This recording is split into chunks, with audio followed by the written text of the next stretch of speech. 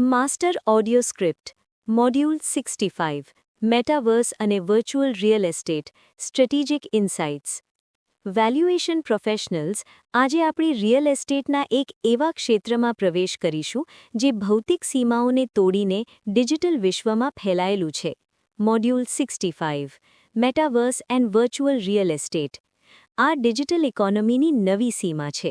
અહીં વેલ્યુઅર તરીકે તમારે ભૌતિક જમીનથી આગળ વધીને ડીસેન્ટ્રલેન્ડ અને ધ સેન્ડબોક્સ જેવા પ્લેટફોર્મ્સ પર રહેલા ડિજિટલ પાર્સલ્સનું મૂલ્યાંકન કરવાનું છે. એક સિનિયર વેલ્યુઅર તરીકે તમારી ભૂમિકા માત્ર એનએફટીના આંકડા જોવાની નથી, પણ પ્લેટફોર્મ ગવર્નન્સ અને સ્માર્ટ કોન્ટ્રાક્ટ સિક્યોરિટીના આધારે રિસ્ક એડજસ્ટેડ વેલ્યુ નક્કી કરવાની છે. 1. કોન્સેપ્ચ્યુઅલ ફાઉન્ડેશન ડિજિટલ સ્કેર્સિટી અને network effects core concept virtual real એસ્ટેટનું મૂલ્ય ડિજિટલ અછત અને નેટવર્ક ઇફેક્ટ્સ પર આધારિત છે. અહીં જમીન બ્લોકચેન પરના નોન ફંજિબલ ટોકન સ્વરૂપે હોય છે. એવોલ્યુશન 2D પ્લેટફોર્મ્સથી શરૂ કરીને હવે આપણે 3D ઇમર્સિવ વર્લ્ડમાં છીએ, જે હવે માત્ર ગેમિંગ એસેટ્સ નથી પણ સોશિયલ અને કમર્શિયલ હબ્સ છે. ફંડામેન્ટલ રિસ્ક ભૌતિક જમીન ક્યારેય શૂન્ય નથી થતી, પણ જો મેટાવર્સ પ્લેટફોર્મ બંધ થાય તો તમારી વર્ચ્યુઅલ એસેટનું મૂલ્ય રાતોરાત શૂન્ય થઈ શકે છે. 2.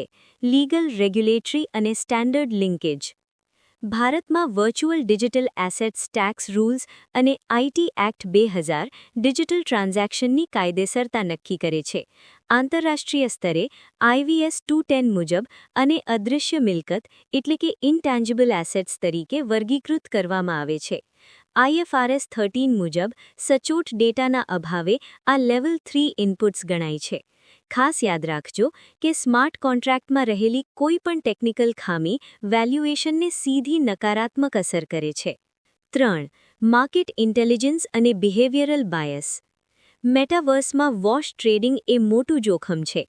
વેલ્યુઅરે બ્લોકચેન એનાલિટિક્સ ટૂલ્સનો ઉપયોગ કરીને વાસ્તવિક સોદા ઓળખવા જોઈએ. બિહેવિયરલ બાયસ રોકાણકારો ઘણીવાર FOMO એટલે કે ફિયર ઓફ મિસિંગ આઉટને કારણે અતાર્કિક કિંમતો ચૂકવે છે. રિસર્ચર ટ્રેપ માત્ર ફ્લોર પ્રાઇસ જોવી પૂરતી નથી, પ્લેટફોર્મના એક્ટિવ યુઝર બેઝ અને તેની લોકપ્રિયતા વધુ મહત્વની છે. ક્રિપ્ટો માર્કેટની વોલેટિલિટીને કારણે કિંમતોમાં ટૂંકા ગાળામાં 80થી 90% ઘટાડો કે વધારો થઈ શકે છે. 4. ફાઇનાન્શિયલ લોજિક અને ટોકનોમિક્સ નાણાકીય ગણતરીમાં વર્ચ્યુઅલ એડવર્ટાઇઝિંગ, ઇવેન્ટ હોસ્ટિંગ અને ભાડાની આવક પર આધારિત DCF મોડેલિંગ કરવામાં આવે છે. ટોકનોમિક્સ રિસ્ક વર્ચ્યુઅલ જમીન જે ટોકન દ્વારા ખરીદાય છે તે ટોકનનો ફુગાવો મિલકતના વાસ્તવિક વળતરને ઘટાડી શકે છે. ડિફેન્સિબિલિટી ઓડિટ દરમિયાન તમારે બ્લોકચેન ટ્રાન્ઝેક્શન ID એટલે કે TXID અને સમાન મેટા કોઓર્ડિનેટ્સના પુરાવા રજૂ કરવા પડે છે. 5. Valuation judgement conservative versus aggressive technically blockchain data ઉપલબ્ધ છે, પણ પ્રોફેશનલી એડવાઇઝેબલ છે કે તમે પ્લેટફોર્મની લિક્વિડિટી તપાસો. કન્ઝર્વેટિવ અપ્રોચ માત્ર હાલના ટ્રાફિક અને બ્રાન્ડ પાર્ટનરશિપને ધ્યાનમાં લઈને ઉચ્ચ રિસ્ક ડિસ્કાઉન્ટ લાગુ કરવો જોઈએ.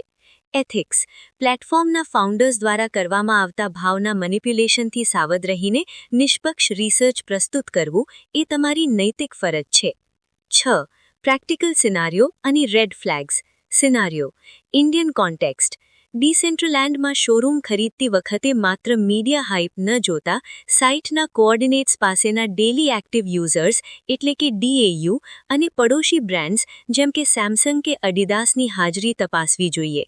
Red flags 1. ડાયલ્યુશન રિસ્ક જો પ્લેટફોર્મ મેનેજમેન્ટ અચાનક નવી જમીનનો સપ્લાય વધારે તો જૂની જમીન સસ્તી થઈ જાય છે.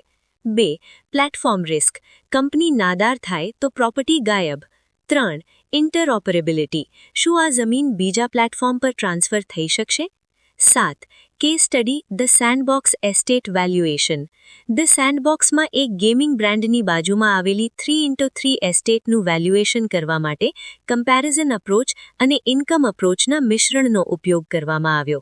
એડવર્ટાઇઝિંગ આવક માટે પ્લેટફોર્મના વિઝિટર ડેટા અને CPM રેટને બેન્ચમાર્ક બનાવવામાં આવ્યા. લર્નિંગ એ મળ્યું કે વર્ચ્યુઅલ રિયલ એસ્ટેટ એ માત્ર જમીન નથી, તે અટેન્શન ઇકોનોમીનો ભાગ છે. અંતે ડિજિટલ એસેટ્સ માટે બ્લોકચેન એક્સપ્લોરર પરથી ડેટા વેરિફિકેશન કરવું એ જ તમારી ફિઝિકલ સાઇટ વિઝિટ સમાન છે. શું તમે ઈચ્છો છો કે હું તમારા આગામી મેટાવર્સ પ્રોજેક્ટ માટે virtual land risk scoring matrix અને ડિજિટલ એસેટ વેલ્યુએશન ચેકલિસ્ટ તૈયાર કરી આપું?